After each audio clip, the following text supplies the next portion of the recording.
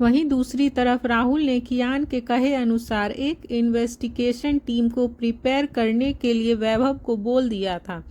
उसने अपने wrist watch में टाइम देखा तो कहा, मैडम के कॉलेज ऑफ होने का टाइम तो लगभग हो गया है। यह कहकर राहुल अपनी स्पोर्ट कार लेकर सुहानी के कॉलेज चला गया। राहुल की टाइमिंग एकदम परफेक्ट थी। जैसे ही राहुल पहुंचा था, ठीक उसी टाइम सुहानी कॉलेज के मेन गेट से एग्जिट हो रही थी। सुहानी राहुल को देखकर चुपचाप उसकी कार में आकर बैठ गई। राहुल ने सुहानी के चेहरे के एक्सप्रेशंस को नोटिस कर लिया था। सुहानी का चेहरा मुरझाया हुआ था। उसके चेहरे पर गुस्से और उदासी दोनों के मिले जुले भाव थे। राहुल ने यह देखकर सुहानी से कहा, क्या हुआ, आप ठीक तो हैं ना? सुहानी ने राहुल की बात का कोई जवाब नहीं दिया। राहुल ने सुहानी से फिर कहा, आप ठीक तो हैं ना? सुहानी ने इस बार राहुल की तरफ देखे बिना ही गुस्से में कहा, ठीक नहीं हूँ मैं। उस राक्षस के साथ रहकर कोई ठीक कैसे हो सकता है? सुहानी के इन शब्दों से कियान के लिए उसके दिल में छुपी नफरत साफ झलक रही थी। राहुल सुहानी की बात सुनकर शॉक्ड हो गया था। उसे लग रहा था कि अब तक तो दोनों के बीच सब ठीक हो गया होगा, पर सुहानी के शब्दों ने आज उसका भरम तोड़ दिया था। फिर राहुल ने सुहानी को देखते हुए आराम से कहा, क्या आप सर से किसी बात पर नाराज हैं? राहुल ने यह पूछा ही था कि सुहानी उसके ऊपर बम की तरह फट पड़ी। अब उसने अपने मन की भड़ास निकालते हुए राहुल से कहा, बिना सच जाने मुझे टॉर्चर किया, अपने विला में कैद कर दिया, मेरी फैमिली को कैद कर दिया और मुझे ज़बरदस्ती शादी की। फिर भी आप ऐसे सवाल कर रहे हैं। अनंत से बात करने के बाद सुहानी पिछले कुछ महीने की सारी बातें सोचने लगी थी और उसे एक बार फिर अपने अतीत में झांकने के बाद कियान से नफरत होने लगी थी। यह शब्द का वान जो उसने अभी छोड़ा था, वह उसकी नफरत को बयां कर रहा था। राहुल भी अब समझ आ गया था, सुहानी कियान को मिसअंडरस्टूड कर रही थी। सुहानी गुस्से में अभी हाँफ रही थी। राहुल ने सामने देखते हुए और ड्राइव करते हुए अपने बगल में बैठी सुहानी से कहा, उन्होंने आपसे शादी आपको राघव से बचाने के लिए की थी। सुहानी यह सुनते ही राहुल को हैरानी से देखने लगी। आखिर वह कहना क्या चाहता था? सुहानी की आंखों में गुस्से की जगह अब सवाल थे। तभी राहुल ने आगे कहा, जब आपको लेकर सर की मिसअंडरस्टैंडिंग क्लियर हुई तो उन्होंने आपको कॉलेज जाने की परमिशन दी, आपकी फैमिली को राघव से बचाया। उन्होंने आपकी फैमिली को कैद करने के लिए नहीं, उन्हें राघव से प्रोटेक्ट करने के लिए अपने फार्म हाउस में रखा है। राहुल की बातें सुनते ही सुहानी की आंखें बड़ी हो गई और वह उसे और हैरानी से देखने लगी। तभी राहुल ने आगे कहा, याद है वह वायरस जिससे सर की बॉडी में इंजेक्ट किया गया था? दरअसल वह वायरस उनके लिए नहीं, आपके लिए था। राघव ने लीना को विला में प्लान करके भेजा था ताकि वो आपको विला से बाहर निकाल सके। वह उस वायरस के जरिए आपको विला से बाहर निकाल कर किडनैप करने वाला था, पर बाय मिस्टेक उस वायरस का शिकार आपकी जगह सर हो गए। यह कहते हुए राहुल ने एक गहरी सांस ली और आगे कहा, उन्होंने शादी भी आपसे इसीलिए की ताकि वह राघव से आपको बचा सके। जब तक आप सिंगल थी तो सिर्फ सुहानी थी और तब तक राघव आपको ले जाने के लिए अपनी चीप ट्रिक यूज़ कर रहा था। पर आज आप मिसेस कियान ओबरॉय हैं और अब किसी की भी राघव में इतनी हिम्मत नहीं है कि वह कियान ओबरॉय की वाइफ को नज़रें उठाकर भी देख सके। यह सब सिर्फ उन्होंने आपको प्रोटेक्ट करने के लिए किया था। आपसे शादी करने से उन्हें कोई फ़ायदा नहीं हुआ, उल्टा उनकी जिम्मेदारियां और बढ़ गई। सुहानी एक टक बिना पलके झपकाए राहुल को देखते हुए उसकी बातें सुन रही थी। उसकी बातें सुनकर अब वह गिल्ट और शर्म से अंदर ही अंदर मरे जा रही थी। सुहानी को अब एहसास हो रहा था कि वह कियान को कितना गलत समझ रही थी। अब उसे खुद पर गुस्सा आ रहा था कि वह इतनी बेवकूफ़ कैसे हो सकती है, वह कियान को इतना मिसअंडरस्टैंड कैसे कर सकती है। सुहानी के दिल में कियान के लिए जो सॉफ्ट कॉर्नर था उसे गुस्से और नफरत ने कहीं दबा दिया था। पर आज राहुल की बातें सुनकर उसके दिल में फिर से वही भावनाएं कियान के लिए उमड़ रही थी जिसे वह अपने गुस्से के नीचे दबाए हुए थी। क्या वह उसके लिए इतना सोचता था? क्या वह उसे सबसे प्रोटेक्ट कर रहा था? सुहानी यही सब सोचे जा रही थी। सच जानने के बाद उसे एक अलग ही खुशी का एहसास हो रहा था। उसका मन कर रहा था कि वह कियान के सीने से लगकर बहुत रोए और उसे माफ़ी मांगे। सुहानी के लिए इन फीलिंग्स को शब्दों में बयां करना मुश्किल था। वह पल भर में भी किसी छोटी बच्ची की तरह खुशी होती तो अगले ही पल अपनी बेवकूफ़ी भरी दुखी हो जाती। उसका मन अभी इतना चंचल हो गया था कि वह पंछी बन के उड़कर कियान के पास पहुंचना चाहती थी। उसकी आंखें जैसे कियान को देखने के लिए तरस रही थी। उसे ऐसा लग रहा था जैसे कियान से मिले हुए उसे बरसों हो गए थे। सुहानी को अभी देखकर कोई भी यही कहता कि उसे कियान का हैंगओवर हो गया है। सुहानी विला में एंटर होते ही जल्दी से सीढ़ियां चढ़ती हुई अपने रूम में गई। अपने रूम में एंटर होते ही वह अपनी खूबसूरत आंखों से पूरे रूम को एक्सप्लोर करने लगी, पर उसे कियान कहीं नहीं दिखा। उसकी वह खुशी और कियान को देखने की एक्साइटमेंट उदासी में बदल गई। फिर सुहानी ने अपने एक हाथ से खुद के सर पर मारते हुए कहा, क्या सुहानी, कितनी स्टूपिड होती जा रही है तू।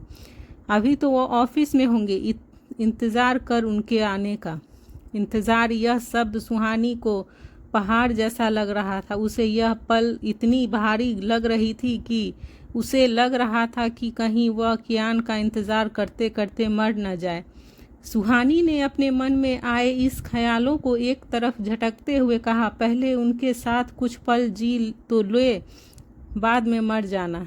यह कहते हुए सुहानी शावर लेने चली गई। फिर कुछ देर बाद बेड पर कबर्ड के अंदर के सारे कपड़े बिखेरे हुए थे। उसे समझ नहीं आ रहा था कि वह क्या पहने। वह एक ड्रेस लेकर मिरर के सामने खड़ी होकर खुद पर लगा कर देख रही थी। सभी तरह के कपड़ों में खूबसूरत दिखने वाली सुहानी को आज अपने ऊपर एक भी ड्रेस अच्छी नहीं लग रही थी। उसने बेड पर फैले कपड़ों को देखते हुए कहा, इनमें तो कुछ भी अच्छा नहीं है, क्या पहनूं मैं। वह तो मुझे इन कपड़ों पसंद नहीं करेंगे। यह कहते हुए बाथरूम में लपटी सुहानी बेड के एक कोने पर अपना सिर पकड़कर बैठ गई और अपने ख्यालों में गुम हो गई। कियान सुहानी का हाथ पकड़कर उसे मिरर के सामने ले आया। फिर उसने उसके ऊपर वाइन कलर की साड़ी का पल्लू ओढ़ाते हुए कहा, यह पहनो, इसमें तुम बहुत अच्छी लगोगी। सुहानी कियान की बात सुनकर शर्मा गई और उसने अपनी पलकें नीचे झुका ली। कुछ सेकंड बाद जब सुहानी ने दोबारा अपनी पलकें उठाकर मिरर में देखा तो वह वहां अकेले ही हाथ में साड़ी को लिए खड़ी थी। तभी उसने फिर से अपने सिर पर मारते हुए कहा, सुहानी, खुली आंखों से सपना क्यों देख रही है। यह कहकर उसने शर्माते हुए दोनों हाथों में अपना चेहरा छुपा लिया। सुहानी वाइन कलर की साड़ी में बेहद खूबसूरत लग रही थी। उसे देखकर कोई भी कह सकता था कि अगर खूबसूरती की डिफिनेशन होती तो बेशक वह सुहानी ही होती। उसकी खूबसूरत आंखें समुद्र के पानी के जैसी चमक रही थी। उन आंखों की चमक में कोई भी गुम हो सकता था। उनकी स्किन केयर के प्यार के एहसास में और भी ज़्यादा ग्लो कर रही थी। सुहानी की खूबसूरती की तारीफ में जितने शब्द कहे जाए उतने कम थे। कियान अगर डेविल था तो सुहानी उसकी एंजल थी। सुहानी तैयार हो गई थी। वह रूम में इधर उधर टहलते हुए कियान के आने का इंतजार कर रही थी। उसे एक एक सेकेंड एक घंटे के बराबर लग रहा था। तभी उसने रूम से निकलते हुए खुद से कहा, मैं नीचे ही हॉल में उनका वेट करती हूँ। यह कहते हुए सुहानी स्टेयर से नीचे आ रही थी। सुहानी के स्टेप की आवाज़ सुनकर डाइनिंग टेबल साफ कर रहे राकेश काका की नज़र सुहानी पर पड़ी। वह सुहानी को साड़ी में देखकर मुस्कुरा रहे थे। सुहानी आज पहली बार साड़ी पहनी थी। सुहानी के पास जाते हुए काका ने मुस्कुराते हुए कहा, बहुत अच्छी लग रही हो बेटा। सुहानी उन्हें देखकर स्माइल करते हुए बोली, थैंक यू काका। तभी काका ने आगे कहा, आज मालकिन जिंदा होती तो तुम्हें देखकर बहुत खुश होती। सुहानी वहां से जा रही थी कि तभी काका की बातें सुनकर रुक गई और उसने पीछे मुड़कर काका को देखते हुए उससे सवाल किया, आप यहाँ कब से काम कर रहे हैं? काका ने अपने होठों की मुस्कान को बरकरार रखते हुए कहा, जब बड़े मालिक और मालकिन की शादी हुई मैं तभी से यहाँ काम कर रहा हूँ बेटा। सुहानी उसकी बात सुनकर खुश हो गए और उसने मन में ही खुद से कहा, फिर तो यह उनके बारे में बहुत सारी बातें जानते होंगे। सुहानी यह सोचकर एक एक्साइटमेंट हो गई थी कि उसे कियान के बारे में अब काका से बहुत कुछ जानने को मिलेगा। सुहानी ने अपनी खुशी को कंट्रोल करते हुए कहा, क्या मुझे आप उनके बारे में बता सकते हैं? काका ने हंसते हुए कहा, हाँ क्यों नहीं बेटा। वे दोनों हॉल में ही सोफे पर बैठ गए और काका ने सुहानी को देखते हुए कहा, आप क्या जानना चाहती हो कियान बाबा के बारे में? सुहानी ने एक्साइटमेंट में होते हुए कहा, सब कुछ, मुझे उनके बारे में सब जानना है। आप शुरू से मुझे सब बताइए, जब वह छोटे थे तब से। सुहानी की बात सुनकर काका ने 28 साल पहले की बातों को याद करते हुए कहा, जब कियान बाबा का जन्म हुआ तो ओबरॉय मैंशन में जैसे खुशियों की लहर आ गई थी। उस दिन को सबने ऐसे मनाया जैसे कोई त्यौहार हो। बड़े साहब कियान बाबा के दादाजी वह इतने खुश थे कि उन्होंने उस दिन मेंशन में काम करने वाले सभी नौकरों की और उनके दफ्तर के सभी कर्मचारियों की पगार को दुगना कर दिया था। साथ ही हमें बहुत सारे तोहफे भी दिए गए थे। वह इतना खुश होते भी क्यों ना, ओबरॉय खानदान का वारिस जो आ गया था। सब उसे बहुत प्यार करते थे। मालकिन की तो जान बसती थी कियान बाबा में। समय ऐसे ही हंसी खुशी में बीतता गया और कियान बाबा 4 साल के हो गए। वह आखिरी बार था जब कियान बाबा का जन्मदिन इतने धूमधाम से मनाया गया था। यह सुनकर सुहानी ने बीच में ही काका से रोकते हुए कहा, आखिरी बार मनाया गया था, इसका क्या मतलब है काका? काका ने सुहानी की ओर देखते हुए कहा, जिस दिन बाबा 4 साल के हुए थे उसके 2 दिन बाद ही मालकिन का कार एक्सीडेंट में चल बसी थी। यह सुनकर सुहानी शॉक्ड हो गई थी। उसने एक बार राहुल को भी कहते तो सुना था कि कियान की मां नहीं है, पर उसे यह नहीं पता था कि वह कियान को इतनी कम उम्र में छोड़कर चली गई थी।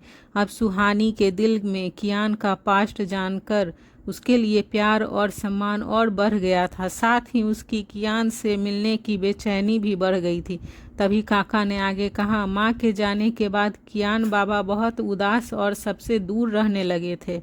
पर जब बड़े मालिक ने दूसरी शादी की और शिवयान बाबा का जन्म हुआ तो कियान बाबा फिर से खुश रहने लगे। वह शिवयान से बहुत प्यार करते थे। फिर एक दिन ऐसा भी आया जब दोनों भाइयों की जान इस दुनिया में आई।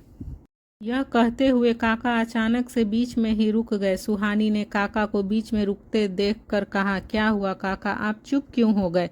सुहानी की बात पर काका ने बहाना बनाते हुए कहा, बेटा हम फिर कभी तुम्हें बताएंगे, अभी हमें काम करना है। यह कहकर काका वहां से चले गए।